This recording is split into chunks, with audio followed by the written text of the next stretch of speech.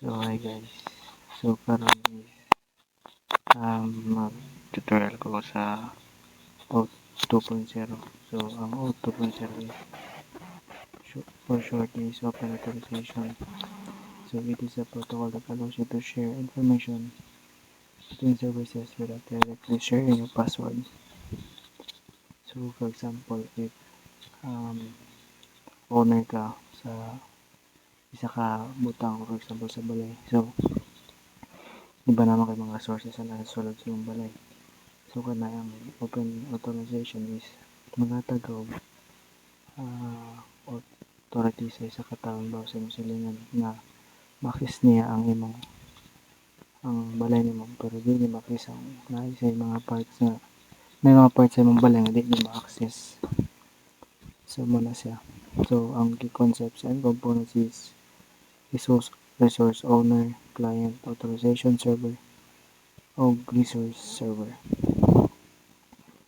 So muna siya ang mga process kung sa or steps sa authorization of the 2.0. So first is authorization request. So dili is si client mag-request sa authorization process or permission sa imo para maka-access siya sa imong resources. So user authentication next is the authorization server prompts the user to authenticate himself to go through a login process.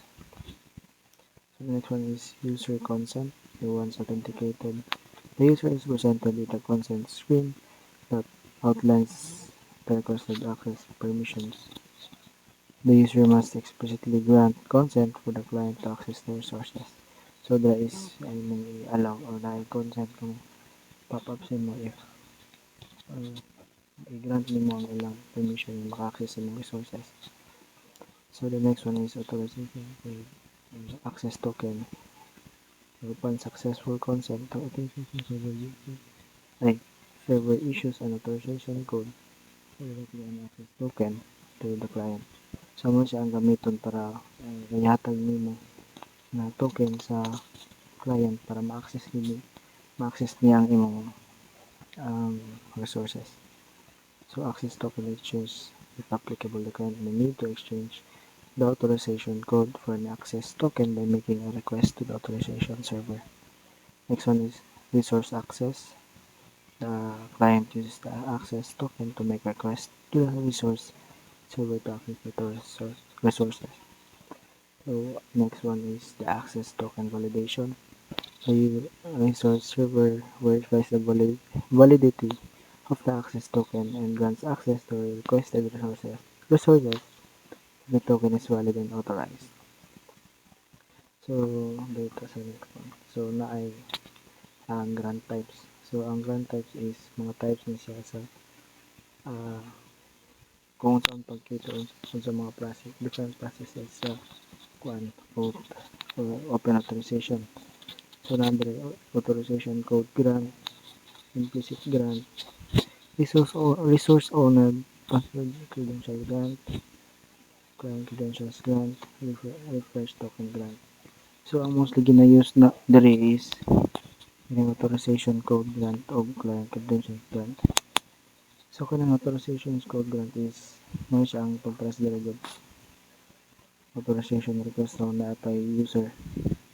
Oo, na user na included ng authorization. Kailangan pagka ng kuan kanang permission sa isa ka user. Unlike dito sa client credentials grant is kanang condition or back end to back end. Kanang wala nang labot ang tao. So ang duha na lang ka server ang sila ang mag-connection. So para sa example sa video is di ba pega man to ang kuan Facebook sila kuan. Pero karon is ang gamit lang ko og postman to Facebook kung saan pag access ni postman sa credentials nimo sa Facebook. So first is moadto ta sa diri create og app sa pag-create og app.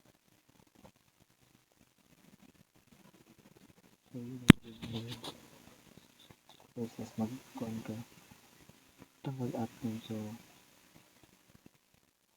ano,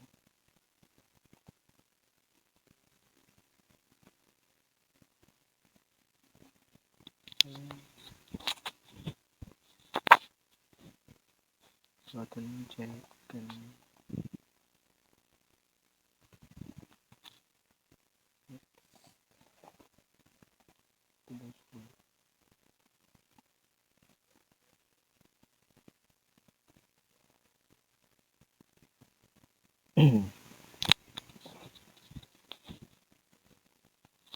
so wait natin password kanina password is sa Facebook na kaya sa developer Facebook man.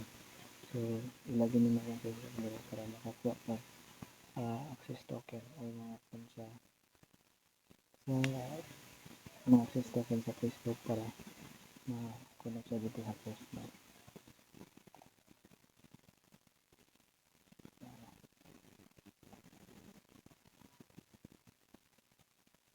So para makita natin itong ano ito sa TikTok so ito yung Facebook.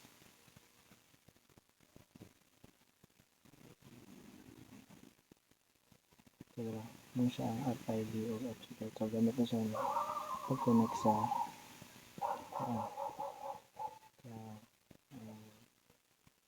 Postman. So abot ka sa Postman.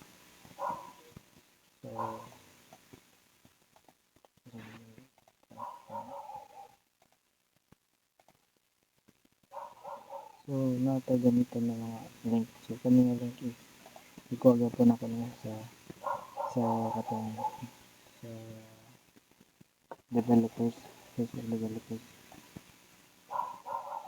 So kami siyang gamiton para magkuha ka og access token. So kami ang butang nila sa client ID o client security script. Kami din. Ano siya.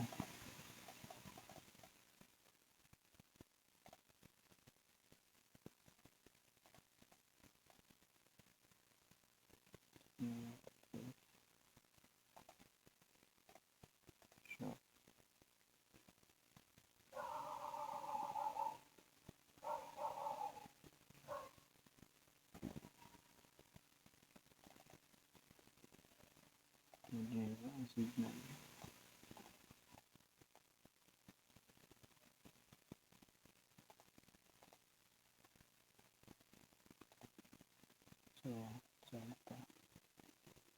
So ano nakita mo siya ang first token na ito. So next is data. So ano dahil hindi kanya pa niya sa conversion para sa ID sa Facebook. So dito kami is ang butang na ito dito sa access token which is kami. Ito yung ito. Tapos i-paste na ito. Ito yung kung ano ba yun.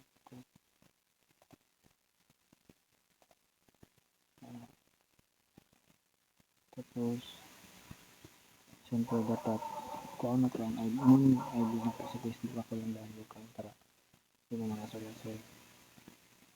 Ayaw ko sa itong Facebook profile para makuha mo mga credentials yun. Yung Facebook talaga ito naman sa ID. So, para kung kita is so wala lang yung yatag ang pictures. So sila ang nagtagura. So yung email para po 25K